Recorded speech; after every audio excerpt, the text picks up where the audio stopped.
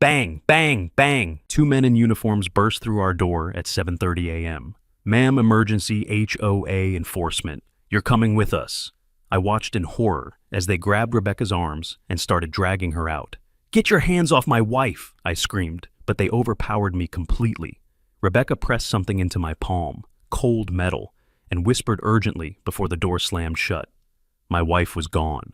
Standing there shaking, I looked down at what she'd given me. If you're dealing with suspicious authority figures, wherever you're watching this, pay attention. What I discovered changed everything. I was still in my pajamas when our world exploded. Rebecca had been up early as usual, standing in our kitchen with her coffee mug watching the sunrise through our bay window. That's when they came. Two massive men in what looked like police uniforms, but something felt wrong from the moment I saw them through the peephole. HOA, Emergency Enforcement Division. The bigger one announced, flashing a badge so quickly I couldn't read it. We need to speak with Rebecca Mitchell immediately. His partner, equally imposing, stood silent behind him, hand resting on what appeared to be a radio, but made no sound. Both wore identical dark uniforms with patches that read, Community Compliance Officers, but the fabric looked cheap, like costume store material. What's this about? I asked, but Jake Thompson, that's what his name tag said, was already pushing past me into our foyer. Sir, step aside.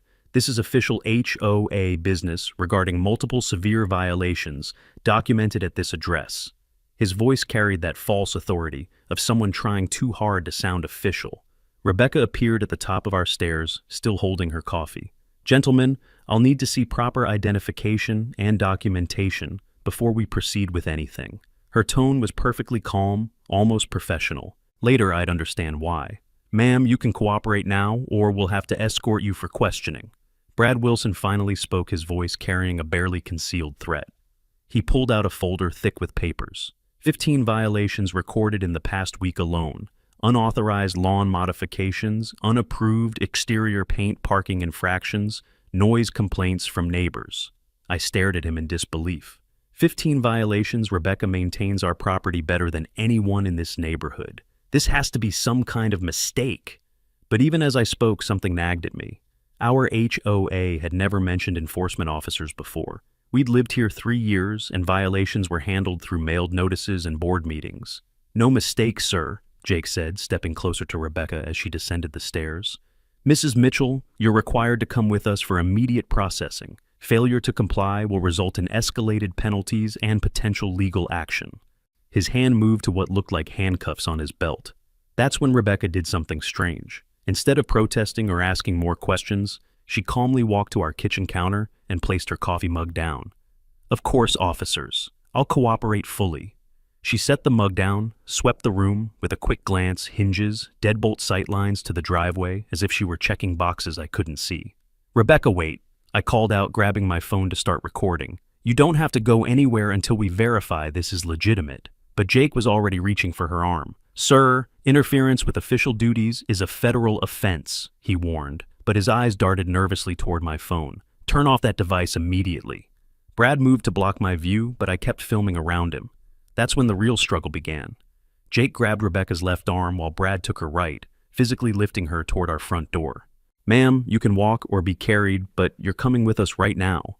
Rebecca's feet barely touched the ground as they maneuvered her across our living room. But here's what struck me as impossibly weird. Rebecca wasn't fighting back the way any normal person would. She wasn't screaming or struggling wildly. Instead, she seemed to be assessing the situation, her eyes moving methodically around the room, noting exits and obstacles. When they hauled her past our entry table, she managed to slip something into my hand without the fake officers noticing. Her wedding ring. Why would she give me her wedding ring? David, listen carefully. She said, her voice steady despite being physically dragged. Record everything. Call the number listed under J. Smith in my contacts. Tell them what happened. The way she spoke, it was like she was giving mission briefings, not desperately calling for help. What the hell do you think you're doing? I shouted at Jake and Brad, following them toward the door. You can't just kidnap someone over HOA violations. I kept my phone recording, catching every second of their faces, their fake badges, the license plate of their white van parked in our driveway. This is a lawful enforcement action, Brad grunted, struggling to maintain his grip on Rebecca as they crossed our threshold. Any further interference will result in charges against you as well. But sweat was beading on his forehead, and he kept glancing around our neighborhood nervously. Rebecca caught my eye one final time as they forced her toward their vehicle. "Jay Smith knows everything. Call immediately." Then she was gone, the van door slamming shut behind her. Jake jumped into the driver's seat while Brad took shotgun, and they peeled out of our driveway like bank robbers fleeing a heist. I stood alone in my doorway, phone still recording, wedding ring clutched in my palm, trying to process what had just happened. My wife had been kidnapped by fake cops claiming to represent our HOA. But something about Rebecca's reaction bothered me almost as much as the kidnapping itself. She'd been too calm, too prepared, almost like she'd been expecting this. I rushed back inside and grabbed Rebecca's phone from the kitchen counter. Scrolling through her contacts, I found Jay Smith, listed with no other information except a phone number with a DC area code. Who was Jay Smith? Why did Rebecca have a Washington contact saved under such a generic name? And why had she specifically told me to call this person instead of 911? Standing in our violated home, looking at the coffee mug still warm on our counter, I realized I might not know my wife as well as I thought I did. The wedding ring felt heavy in my palm as I stared at that mysterious phone number. What kind of consulting work had Rebecca really been doing all these years? Federal Bureau of Investigation, Agent Johnson speaking. The voice was crisp, authoritative, and completely terrifying, given the circumstances. "This is David Mitchell," I managed, my voice cracking. "My wife Rebecca gave me your number. She told me to call Jay Smith if anything happened to her." The silence stretched so long I wondered if the call had dropped. "Mr. Mitchell, where is your wife now?" Agent Johnson's tone became razor sharp. "Tell me exactly what happened, starting from the beginning." I explained everything. The fake uniforms, HOA enforcement claims the physical struggle, Rebecca's unnaturally calm behavior.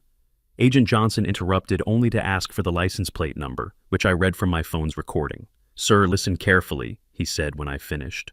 "Do not call local police. Do not post anything online. I'm dispatching agents immediately. Your wife is not who you think she is, and this situation involves federal crimes."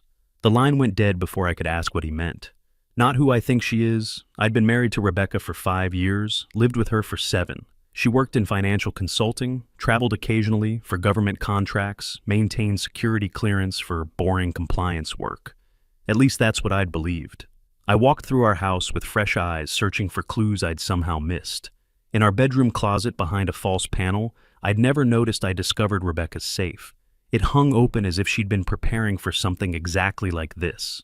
The contents made my blood freeze. A federal ID with Rebecca's photo, but reading Special Agent Rebecca Chen Mitchell, Central Intelligence Agency. Classified files spread across the safe's interior showed financial records for shell companies, surveillance photographs of unknown men, and images of the same white van that had taken my wife, parked outside different houses in various neighborhoods.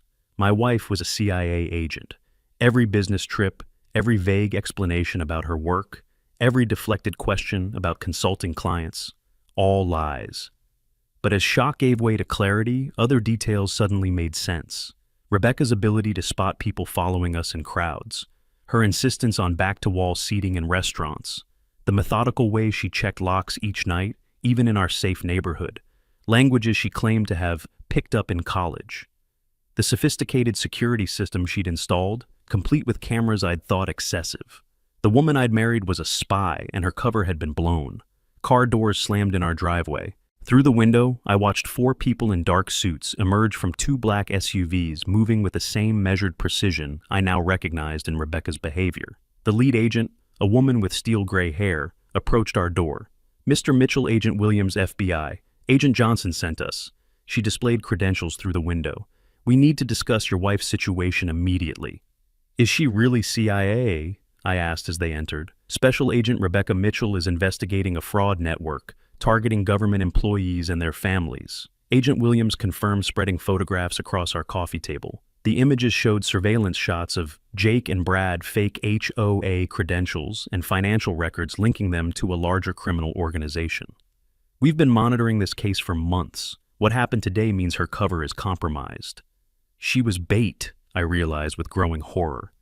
In a controlled operation, yes. The plan was standard approach, attempted intimidation, then arrest at their processing location, but they deviated from expected patterns.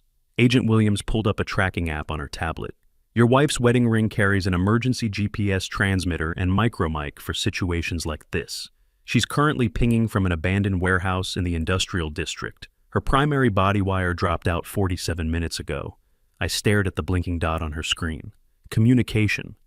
All undercover operatives have audio devices. Rebecca's went silent when they moved her. Agent Williams studied my face. Mr. Mitchell, your wife is in immediate danger. These criminals don't know they've kidnapped a federal agent, but when they discover it, everything changes. I thought about Rebecca's wedding ring still burning in my palm. Why did she give me this backup GPS transmitter integrated into a personal item? Standard protocol when the primary audio system cuts out. Agent Williams stood decisively. We're launching rescue operations now. Your wife made a specific request. If anything went wrong, you'd be given choice to participate. The words hit like physical impact. What? She said you deserve to understand what she really does. It's highly irregular, but these are extraordinary circumstances. Agent Williams gestured toward the tactical vehicles. You'd stay in communications support, no direct danger, but you'd see how we operate. I looked around our living room, where we'd lived what I'd thought was ordinary suburban life. Everything about my marriage had been built on lies, yet Rebecca had risked everything to protect families like ours from these predators. What happens if I come? You observe from the tactical vehicle with communications oversight. You'll understand how these missions work without exposure to risk. She paused meaningfully. Mr. Mitchell, your wife lied about her profession, but everything else about your relationship is genuine. She's out there because she volunteered to stop people terrorizing government families. I remembered Rebecca's composed professionalism when Jake and Brad grabbed her. She'd known exactly what was happening and had prepared for this moment meticulously. My wife wasn't just a victim. She was the architect of the solution. The federal agents moved around our living room with military efficiency, coordinating communication channels and tactical approaches. Watching them work, I felt something unexpected rising in my chest. Fierce pride. Rebecca belonged to this world of competence and courage. Let's go get her, I said. Agent Williams nodded approvingly. Gear up, we roll in 8 minutes. Following them toward the vehicles, I realized our quiet suburban existence was finished forever. But watching these agents coordinate Rebecca's rescue with surgical precision, I understood something profound about the woman I'd married. She wasn't simply caught in this dangerous situation. She was the weapon designed to end it. The tactical vehicle's interior buzzed with radio chatter and digital displays showing Rebecca's location. As we pulled away from our house, I gripped her wedding ring tighter, understanding for the first time what kind of person I'd fallen in love with. Rebecca Mitchell wasn't just my wife. She was a federal agent who had volunteered to be kidnapped to protect other families from exactly what we'd experienced this morning. The lies about her job paled beside the truth about her character. Now we had to hope her training was enough to keep her alive until we reached her. The tactical vehicle felt like a mobile command center, its interior lined with monitors displaying real-time surveillance feeds, GPS coordinates, and communication channels. Agent Williams handed me a headset as we sped through suburban streets toward the industrial district. Your wife's signal is stationary at this location, she said, pointing to a blinking red dot on the central screen. Abandoned textile warehouse, been empty for 2 years. Perfect isolation for their operation. The other agents worked silently around us, checking weapons and coordinating with additional units converging on the target. What exactly is their operation? I asked, struggling to process everything that had happened in the past hour. Agent Williams pulled up files on her tablet. Identity theft ring targeting government employees and their families. They use fake authority figures, HOA enforcement building, inspectors, utility workers, to gain access to homes and steal personal information. Your wife has been tracking them for 18 months. The radio crackled with updates from surveillance teams already in position. Alpha team in position north side. No movement visible through windows. Thermal imaging shows 3 heat signatures ground floor southwest corner. 3 people, Rebecca and her 2 kidnappers. How long has she been undercover? I asked. Since the operation began. Rebecca volunteered after these criminals targeted several CIA families in Virginia. She moved to your neighborhood specifically because it fit their victim profile. Affluent government employees, security conscious, but not paranoid. Agent Williams studied my expression. Mr. Mitchell, your marriage is real. The cover story was just her job description. The vehicle slowed as we approached a chain-link fence surrounding the warehouse complex. Through the windshield, I could see the white van that had taken Rebecca parked beside a loading dock. The building looked exactly like what you'd expect from a kidnapping operation. Isolated, multiple exits, no witnesses. Bravo team reports rear entrance secured, came another radio update. Charlie team moving to east side. No additional vehicles on premises. Agent Williams spoke into her headset. Command, this is Williams. Primary target confirmed, beginning approach sequence. She turned to me. Mr. Mitchell, you'll monitor from here while we extract your wife. Communication feeds will let you hear everything as it happens. My hands shook as I adjusted the headset. Through the monitors, I watched tactical teams moving around the building, like pieces on a chessboard. Each agent knew their role, precisely communicating through hand signals and minimal radio chatter. Alpha team eyes on targets through windows. 2 male subjects, 1 female subject seated in metal chair. Female appears alert and unrestrained. Rebecca was alive and apparently unharmed. Relief flooded through me, followed immediately by fresh anxiety about what would happen next. Mr. Mitchell, Agent Williams said quietly, what you're about to witness is how federal law enforcement handles hostage situations. Your wife helped design this operation. She knew the risks. On the thermal imaging display, I could see 3 heat signatures clustered in one corner of the warehouse. Rebecca's kidnapper were holding her in exactly the kind of location law enforcement could assault safely. Isolated, multiple entry points, minimal collateral damage risk. All teams stand by for synchronized entry. Wait for go signal. The radio went silent, except for steady breathing from various agents. Through the monitors, I watched them position themselves at different entrances, weapons ready, moving with deadly efficiency. This was Rebecca's world, calculated violence in service of justice. Alpha team leader target identification confirmed. Jake Thompson and Brad Wilson both have outstanding federal warrants. Female hostage matches Agent Mitchell's description. And my wife was sitting in a chair surrounded by the same men who'd dragged her from our kitchen 3 hours ago. But according to the thermal imaging, she wasn't tied down. Why wasn't she trying to escape? Movement inside, reported Alpha team. Male subject approaching windows appears agitated. Second male subject using mobile device. Agent Williams leaned forward. Something's happening. They're getting nervous. Through the headset, I heard muffled voices from inside the warehouse. Someone was arguing, but I couldn't make out words. Then Agent Williams's tablet chimed with an alert.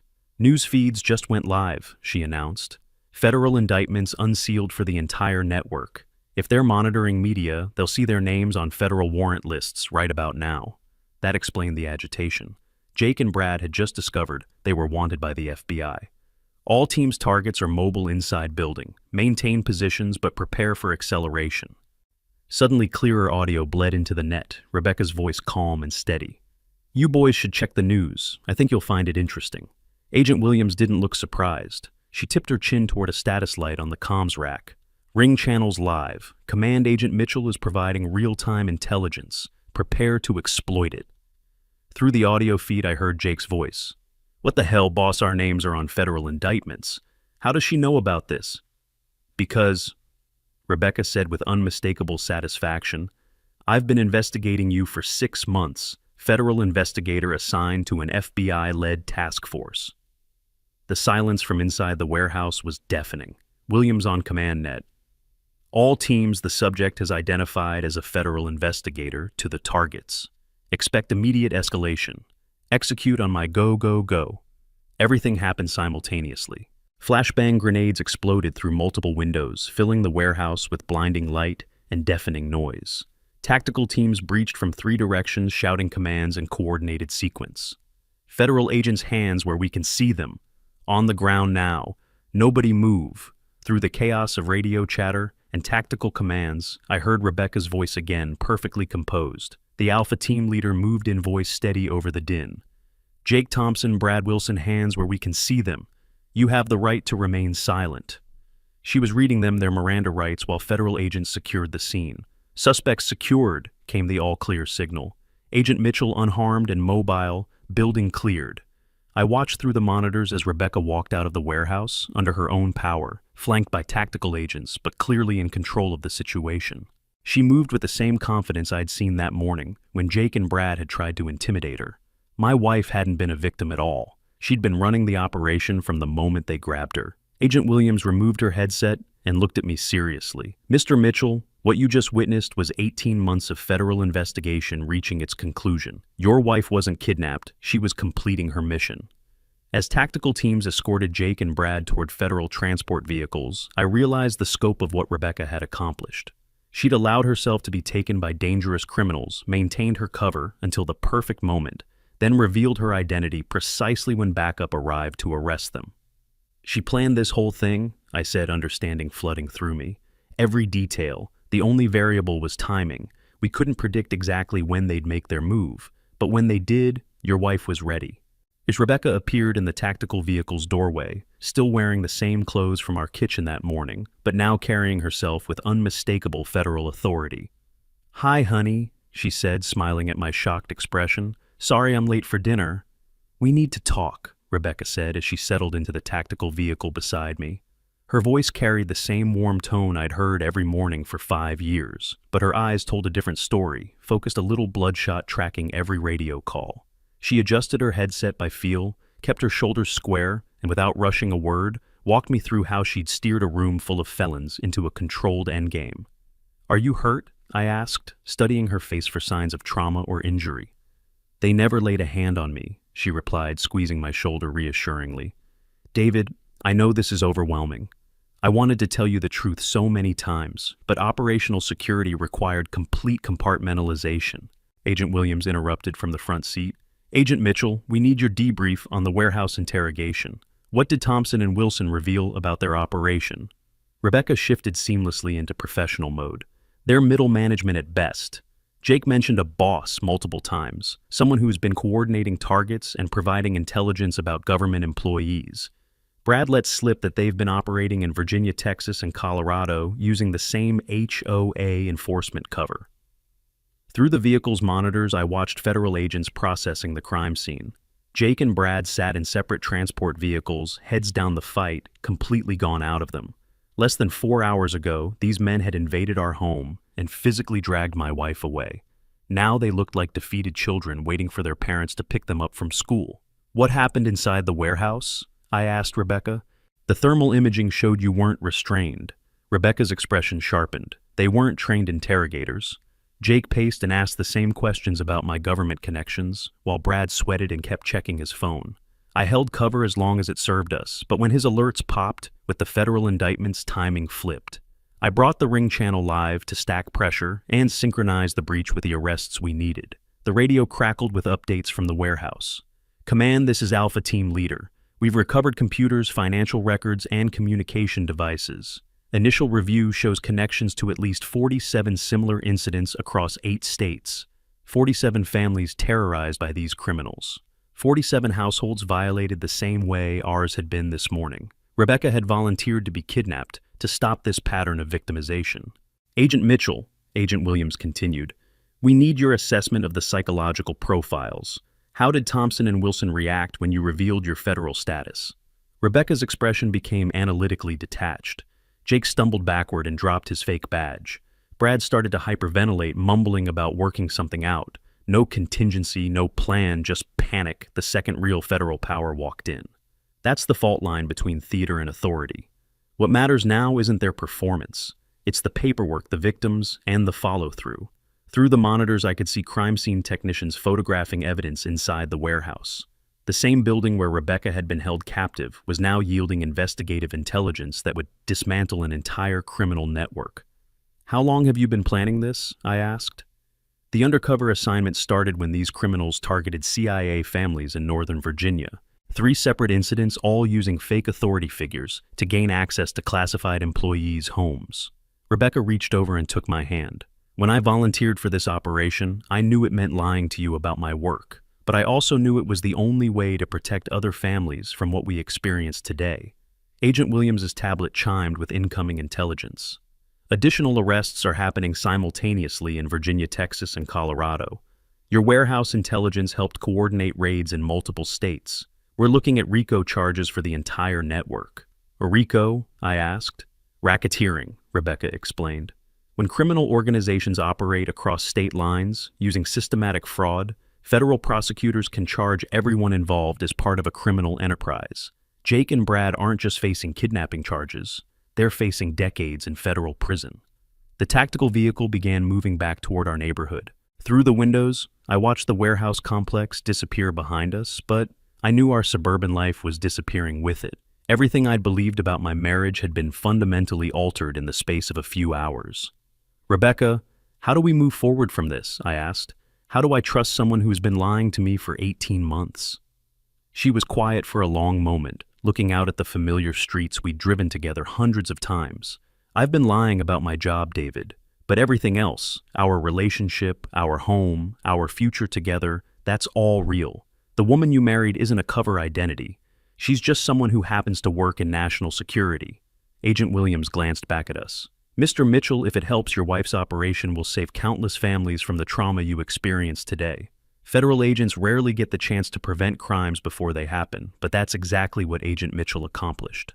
As we pulled into our driveway, I saw our house with completely different eyes.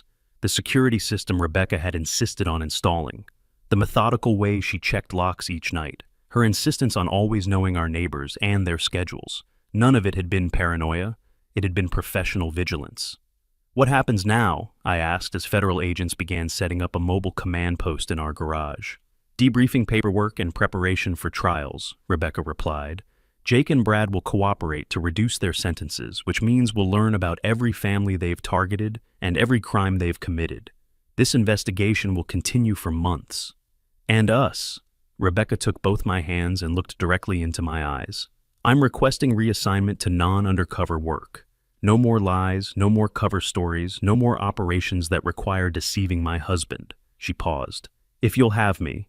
Sitting in our driveway surrounded by federal agents and tactical vehicles, I realized that Rebecca's lies had been in service of something larger than herself. She'd risked her life and our marriage to protect innocent families from dangerous criminals. I need time to process all of this, I said honestly. I know, and I'll answer every question you have as many times as you need to ask them. Rebecca squeezed my hands. David, I'm the same person you married. I just have a more complicated job than you realized. As federal agents continued coordinating the aftermath of her operation, I understood that my wife wasn't just a government employee. She was someone willing to sacrifice her personal safety for other people's protection. The woman I'd fallen in love with was exactly who I'd thought she was. I'd just never understood how extraordinary that actually made her. 3 days later, our dining room had been transformed into a federal evidence processing center. Agent Williams and her team had converted our home into a temporary command post, with Rebecca's cooperation to analyze the intelligence recovered from the warehouse. I'd taken emergency leave from work to process everything that had happened, but mostly, I found myself watching my wife operate in her natural element. David, come look at this, Rebecca called from behind a wall of monitors and document stacks. She was sitting at our dining table now, covered with surveillance photographs, financial records, and computer printouts. The woman I'd eaten breakfast with for 5 years was dissecting a criminal enterprise with surgical precision. We've identified the full scope of Robert Kane's operation, she explained, pointing to an organizational chart displayed on one of the laptops. He's been running this fraud network for 3 years, targeting government employees across 8 states. Jake and Brad were just street-level operatives. Agent Williams joined us at the table. The warehouse computers contained everything: victim databases, operational protocols, financial records, and critically timestamps that lined up with the ring transmitter pings from the morning of the grab. Kane built a sophisticated criminal enterprise that specifically exploited people's trust in authority figures. I studied the evidence spread across our table. Photographs showed dozens of families being intimidated by people in fake uniforms. HOA enforcement building inspectors, utility workers, even fake FBI agents. The scope was breathtaking and terrifying. How many families were victimized? I asked. Confirmed 47 households across Virginia, Maryland, Texas, Colorado, Arizona, Nevada, California, and Florida, Rebecca replied. But we suspect the actual number is much higher. Many victims never reported these incidents because they thought they were legitimate authority contacts. She pulled up financial records on her laptop. Kane's organization stole over $2.3 million through identity theft, fraudulent fines, and extortion schemes. They were particularly effective because they researched their targets thoroughly before making contact. Agent Williams added, "Your wife's undercover work provided the intelligence breakthrough we needed. Rebecca identified the psychological profiles they used to select victims and the operational patterns that connected seemingly random crimes across multiple jurisdictions." I looked at Rebecca with new understanding. "You've been building this case for 18 months. since the first CIA family was targeted in Alexandria. I volunteered for the assignment because these criminals were exploiting the same community trust that makes neighborhoods safe. Rebecca's voice carried quiet intensity. They turned people's faith in legitimate authority into a weapon against innocent families. The evidence was overwhelming.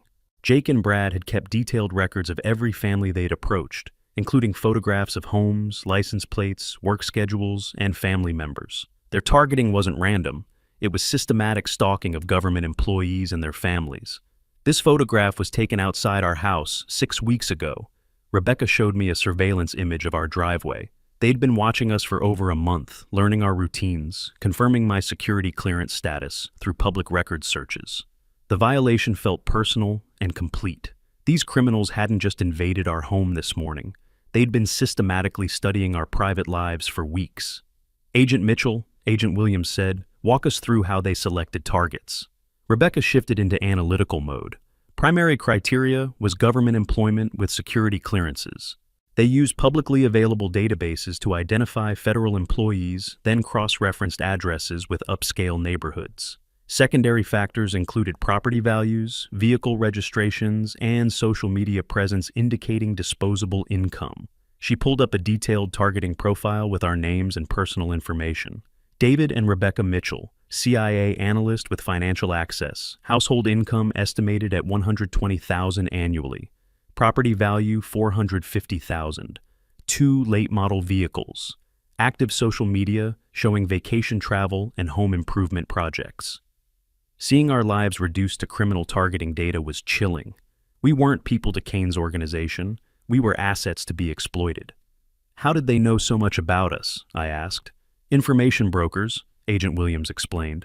Kane purchased personal data from legitimate companies that collect consumer information.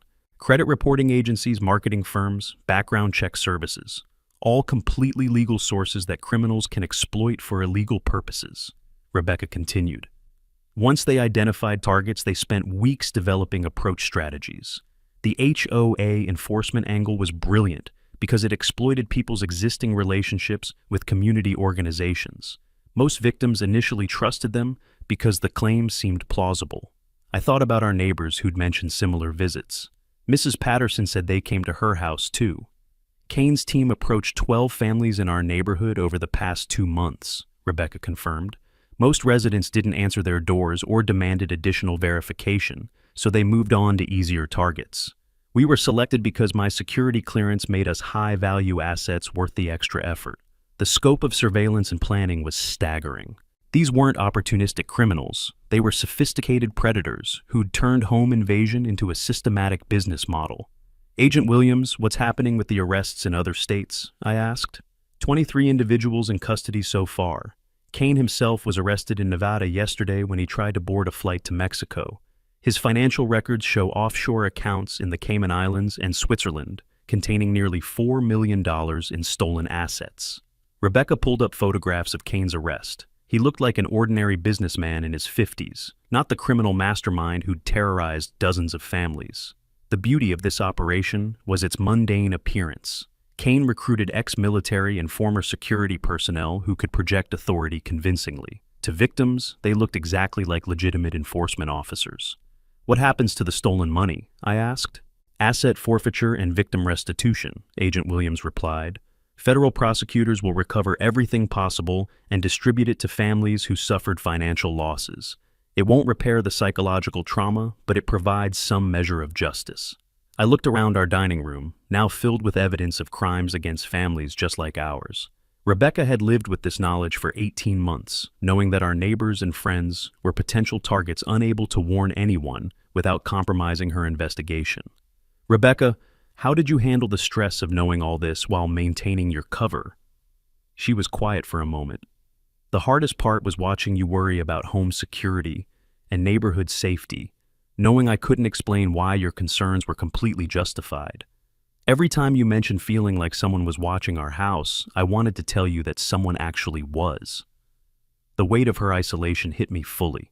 Rebecca had been protecting not just federal investigations, but our personal safety while pretending to be someone she wasn't. The lies hadn't been betrayals, they'd been sacrifices.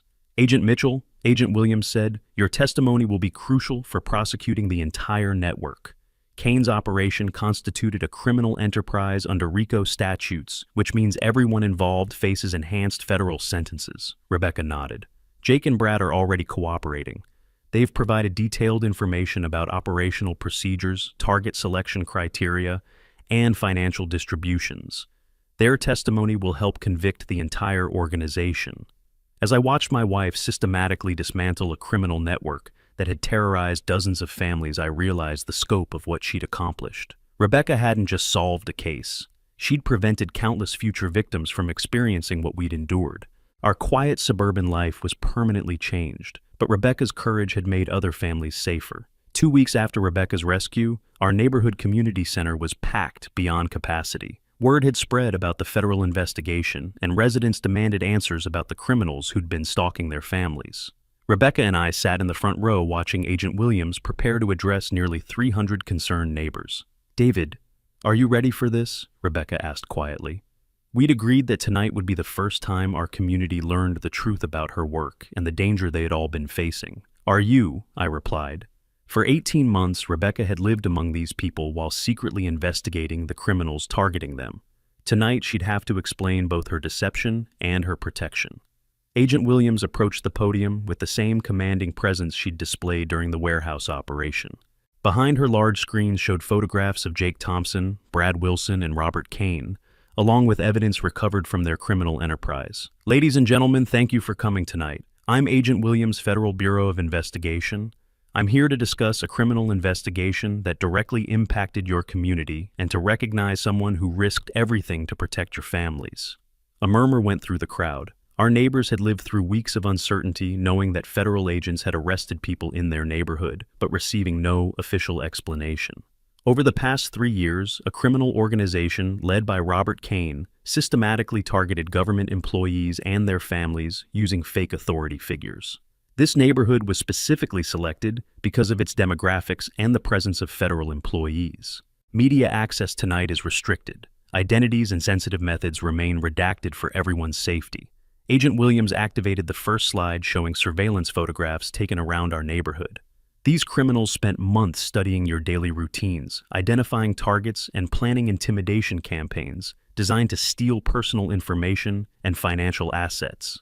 I watched our neighbors' faces as they recognized their own homes in the surveillance photos. Mrs. Patterson covered her mouth in shock when she saw images of the fake enforcement officers outside her house. Bob from across the street shook his head in disgust at photos showing Jake and Brad studying his driveway. The investigation that led to their arrest was an 18-month federal operation requiring extraordinary personal sacrifice from someone in this room tonight. Agent Williams looked directly at Rebecca. "I'd like to ask Investigator Rebecca Mitchell from the Federal Task Force to explain how this case was developed and resolved." Rebecca stood and walked to the podium with quiet confidence. The room fell completely silent as our neighbors realized that the woman they'd known as a friendly consultant was actually a federal agent. "My name is Rebecca Mitchell, and I'm assigned to a federal task force focused on authority impersonation crimes. 18 months ago, I volunteered for an undercover assignment that required me to move to this neighborhood and live among you while investigating the criminals who were targeting your families." The silence stretched as 300 people processed this revelation. Then Mrs. Patterson stood up. "Rebecca, were you protecting us this whole time?" "Yes, ma'am. Every day for 18 months, I was gathering intelligence about criminals who viewed your families as potential victims. I couldn't warn anyone without compromising the investigation, but I was working to keep you safe." Bob raised his hand. "The morning those fake cops came to your house, that was part of your investigation. It was the culmination of my investigation. I allowed myself to be taken by those criminals so federal agents could arrest them and gather evidence of their entire operation." Rebecca's voice carried steady authority. "What happened to my family that morning has happened to 47 other families across 8 states." Agent Williams returned to the podium. Investigator Mitchell's operation produced 23 arrests and more than $2 million in recoveries. As documented, 47 households across 8 states were victimized, and the case is being prosecuted under RICO. More importantly, those outcomes stopped the next wave before it started. Robert Kane's crew chose neighborhoods like this. Federal employees hire property values, strong community trust, and then weaponize that trust. A woman in the middle section stood up. "How do we know this won't happen again?" Rebecca answered. "The entire network has been dismantled. Federal prosecutors are pursuing RICO charges, which means everyone involved faces decades in prison. Additionally, we've shared our investigative techniques with law enforcement agencies nationwide to prevent similar operations." Agent Williams added, "We're also implementing new verification protocols for any authority figures who approach residents. Every legitimate federal agency now provides verification hotlines that citizens can call to confirm the identity of anyone claiming official status." The questions continued for over an hour. Neighbors wanted to understand how the targeting worked, what personal information had been compromised, and what security measures they should implement. Rebecca answered each question with patient professionalism, but I could see the emotional toll of maintaining her cover story for so long. "Agent Mitchell," called out a man from the back row, "why did you volunteer for such a dangerous assignment?" Rebecca was quiet for a moment. "Because criminals were terrorizing families just like mine. When I learned that CIA families in Virginia had been victimized by these same people, I knew I had the skills to stop them. Someone had to be willing to become a target to protect everyone else." The room erupted in spontaneous applause. Our neighbors, people who'd shared barbecues and birthday parties with us, were recognizing Rebecca's sacrifice and courage. Mrs. Patterson started the standing ovation, followed by Bob, then the entire room. I watched my wife accept the recognition she deserved, understanding fully, for the first time, what kind of person I'd married. Rebecca hadn't just been doing her job. She'd been laying her life on the line every day to protect people she'd grown to care about. Agent Williams concluded the presentation with practical information about victim services, federal compensation programs, and ongoing security recommendations. But the real message of the evening was clear. Rebecca Mitchell had voluntarily placed herself in danger to keep everyone else safe. As the crowd began dispersing, neighbors approached Rebecca individually to thank her. Mrs. Patterson hugged her tightly. "Honey, I always knew there was something special about you. I just never imagined it was this." Bob shook her hand firmly. "Rebecca, my family owes you a debt we can never repay." Walking home together through our familiar neighborhood, I felt the weight of the past 3 weeks settling into a new understanding. Our quiet suburban life was permanently changed, but it had been built on a foundation of Rebecca's courage that I'd never recognized. "How do you feel about everyone knowing the truth?" I asked as we reached our front door. Rebecca smiled, looking genuinely relaxed for the first time since I'd known her. "Relieved. I never realized how exhausting it was to lie to people I cared about." She unlocked our door with the same key she'd carried for years, but everything about our relationship had been transformed by honesty. "David, I meant what I said about requesting non-undercover assignments. No more lies, no more cover stories." Standing in our doorway, looking at the same home where our ordeal had begun 3 weeks ago, I realized that Rebecca's lies had been in service of a truth larger than our marriage. She'd sacrificed personal honesty to achieve professional integrity. Our neighbors were safe because my wife had been willing to live a lie in order to serve a greater truth. 6 months later, I sat in the federal courthouse gallery, watching my wife testify against the criminals who'd invaded our home.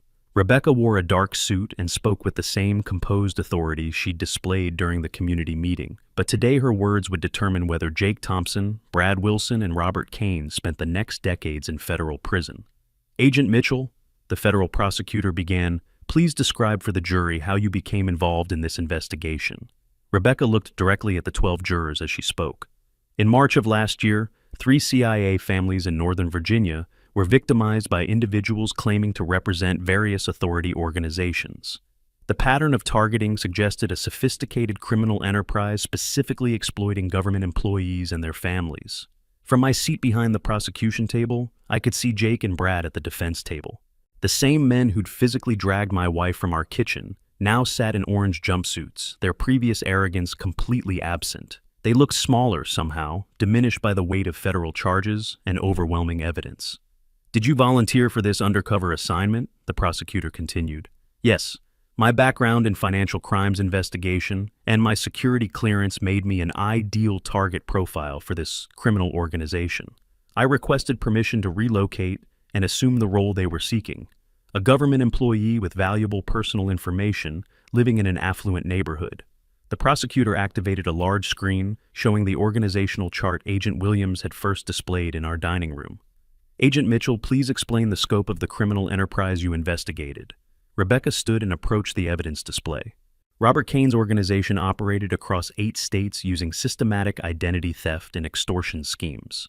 They employed former security personnel to impersonate legitimate authority figures, researched government employees through publicly available databases, and exploited community trust to gain access to private homes and personal information. I watched the jury's faces as Rebecca methodically explained how the criminals had turned neighborhood safety into a weapon against innocent families. Several jurors took detailed notes when she described the targeting criteria and surveillance techniques. How many families were victimized? 47 confirmed incidents across the same 8 states, previously documented with losses exceeding $2.3 million. The psychological harm can't be quantified. The defense attorney cross-examined Rebecca for nearly 2 hours, attempting to characterize the operation as entrapment or excessive federal overreach. But Rebecca's responses were precise and unshakable. She'd lived this investigation for 18 months and knew every detail of the evidence. Agent Mitchell, isn't it true that you deliberately made yourself a target to lure my clients into committing crimes they wouldn't have otherwise committed? No, sir. Your clients had already committed 46 similar crimes before approaching my family. I simply provided them with an opportunity to commit their 47th crime in circumstances where federal agents could arrest them and recover evidence of their entire operation. The prosecutor's closing argument was devastating. He played video footage recovered from the warehouse showing Jake and Brad discussing previous victims, including elderly residents they'd intimidated and families they'd terrorized. The jury watched in obvious disgust as the criminals laughed about easy marks and stupid suburban people who trust anyone in a uniform. Robert Kane's trial had concluded the previous month with a guilty verdict on all counts. As the mastermind of the enterprise, he'd received 35 years in federal prison and been ordered to pay $4.8 million in restitution to victims. His offshore accounts had been seized, and his assets were being distributed to the families his organization had harmed. After 3 days of deliberation, the jury returned guilty verdicts on all charges against Jake and Brad. The judge scheduled sentencing for the following week, but federal guidelines suggested they'd receive between 12 and 15 years each. Standing outside the courthouse with Rebecca after the verdicts were announced, I felt a sense of completion that had been building for months. Justice hadn't just been served, it had been earned through Rebecca's courage and the professional competence of federal law enforcement. "How do you feel?" I asked as we walked toward our car. "Satisfied," Rebecca replied. "Every family those criminals terrorized will know that their suffering led to justice. That matters more than personal vindication." Agent Williams joined us on the courthouse steps. "Agent Mitchell, I wanted you to know that your case study is being used to train federal agents nationwide. The techniques you developed for infiltrating fraud networks, targeting government employees are now standard protocol." "What about the other victims?" I asked. "Victim Services has provided counseling and financial compensation to all 47 families. Many have testified that knowing their experiences helped catch these criminals has provided significant psychological healing." Agent Williams paused. "Your wife's operation didn't just solve a case, it prevented hundreds of future victims." 3 weeks later, we attended Jake and Brad's sentencing hearing. Both men had cooperated extensively with federal prosecutors, providing testimony that led to additional arrests and asset recovery. In exchange for their cooperation, they received sentences at the lower end of federal guidelines: 12 years for Jake, 10 years for Brad. Before imposing sentence, Judge Harrison addressed both defendants directly. "Mr. Thompson and Mr. Wilson, you exploited the fundamental trust that makes communities safe. You turned people's faith in legitimate authority into a weapon against innocent families. The sentences I'm imposing today reflect not just your individual crimes, but your participation in a criminal enterprise that terrorized dozens of families across multiple states." Jake and Brad stood silently as they were sentenced. The arrogance and false authority they had displayed in our kitchen 6 months ago had been completely broken by federal prosecution and the certainty of spending the next decade in prison. Walking out of the courthouse for the final time, Rebecca and I stopped to speak with other victim families who'd attended the sentencing. Mrs. Patterson from Northern Virginia hugged Rebecca tightly. "Agent Mitchell, knowing that our nightmare helped catch these people has made all the difference in my recovery." Similar conversations occurred with families from Texas, Colorado, and Arizona who'd traveled to witness justice being served. Each family expressed gratitude that their trauma had contributed to stopping the criminals and preventing future victimizations. "Agent Mitchell, called a reporter from the local newspaper. "What's next for you professionally?" Rebecca smiled. "I'm detailed as an instructor to the FBI's training program on financial fraud networks, targeting government employees. No more undercover work, just using what I learned to help other agents protect families like mine." As we drove home through the same neighborhood where our ordeal had begun, I reflected on how completely our lives had changed. The quiet suburban existence we'd thought we were living had actually been built on Rebecca's daily courage and professional sacrifice. "Any regrets?" I asked as we pulled into our driveway. Rebecca considered the question seriously. "About lying to you for 18 months? Yes. About volunteering for an assignment that kept 47 families safer never." Our house looked exactly the same as it had the morning Jake and Brad had invaded our kitchen, but everything about our understanding of safety, authority, and community had been transformed by the experience of fighting back against criminals who had exploited those very concepts. Justice had been served, but more importantly, other families would be protected, because Rebecca had been willing to sacrifice personal honesty for professional integrity. 1 year later, I stood in the same kitchen where our ordeal had begun, watching Rebecca prepare coffee with the same methodical precision she'd always displayed. But this morning was different. Today marked the first anniversary of the day fake HOA cops had tried to drag my wife out of our home, only to discover they'd kidnapped a federal agent whose backup was already on the way. "Ready for today's presentation?" I asked, adjusting my tie. We were speaking at a law enforcement conference in Washington about citizen protection from authority impersonation schemes. "Always," Rebecca replied, but her smile carried a warmth that had been absent during her undercover years. "It's strange how much easier it is to talk about this work when I don't have to lie about who I am." Through our kitchen window, I could see Mrs. Patterson tending her garden. She waved when she noticed me watching the same friendly gesture she'd made every morning for 2 years. But now, we all understood what safety actually looked like. Not the absence of danger, but the presence of people willing to stand against it. Our neighborhood had become something of a model community for federal protection protocols. The verification systems Rebecca had helped design were now standard practice in government employee neighborhoods nationwide. Simple procedures that allowed residents to confirm the legitimacy of anyone claiming official authority. "David, look at this," Rebecca said, showing me an email on her tablet. "The training program we developed has been implemented in 43 states. Local law enforcement agencies are reporting significant decreases in authority impersonation crimes."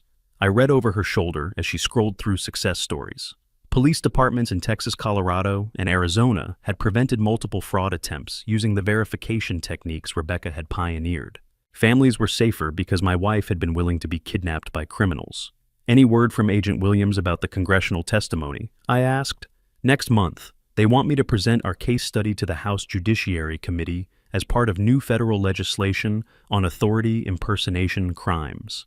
Rebecca paused her coffee preparation.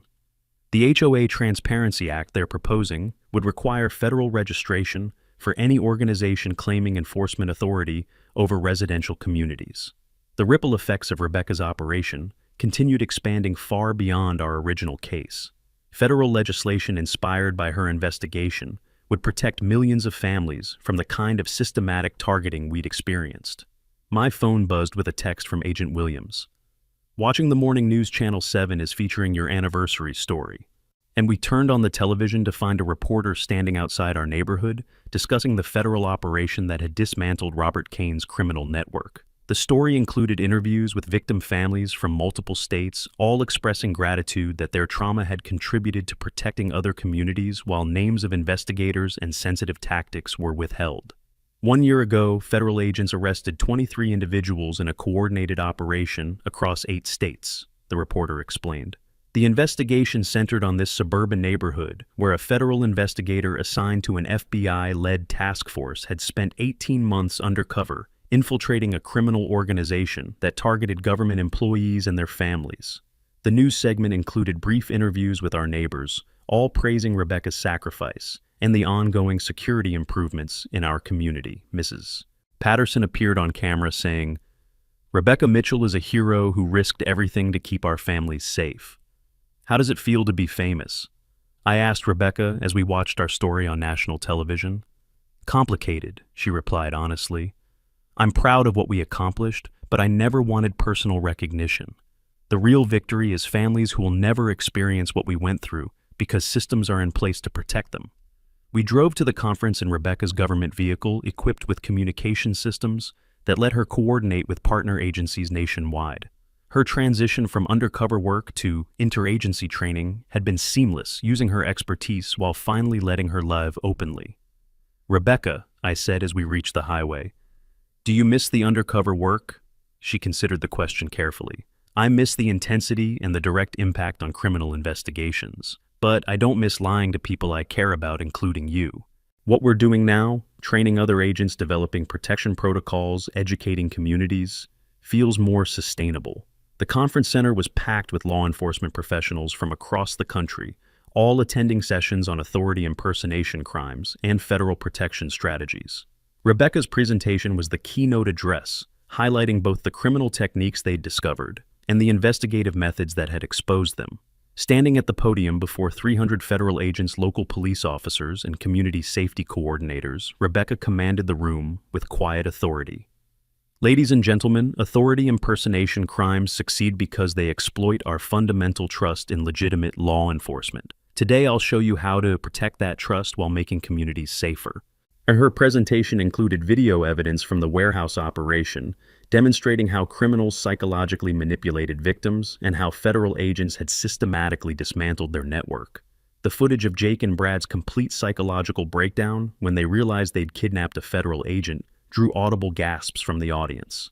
The moment fake authority encounters real federal power, criminal confidence collapses immediately, Rebecca explained, as the video showed Jake dropping his fake badge and Brad hyperventilating. That freeze response is why citizen verification protocols are so effective. Criminals cannot maintain their performance when challenged by informed citizens who know how to confirm legitimate authority. During the question and answer period, law enforcement professionals from around the country shared their own experiences with similar crimes and discussed implementation strategies for the protection protocols Rebecca had developed. Agent Mitchell asked a police chief from Colorado, "What advice do you have for families who suspect they're being targeted?" "Trust your instincts, verify everything, and remember that legitimate authority figures welcome verification requests. Real federal agents want citizens to confirm their identity. Criminals will pressure you to comply immediately without verification." After the conference, we drove home through the same suburban streets where Rebecca had once lived, undercover, pretending to be someone she wasn't, while protecting people she'd grown to care about. Now she could wave to neighbors, honestly attend community meetings openly, and discuss her work without deception. "David," Rebecca said as we pulled into our driveway, "I know this year has been difficult. Learning that your wife had been lying to you, watching federal trials, adjusting to all the changes. Do you have any regrets?"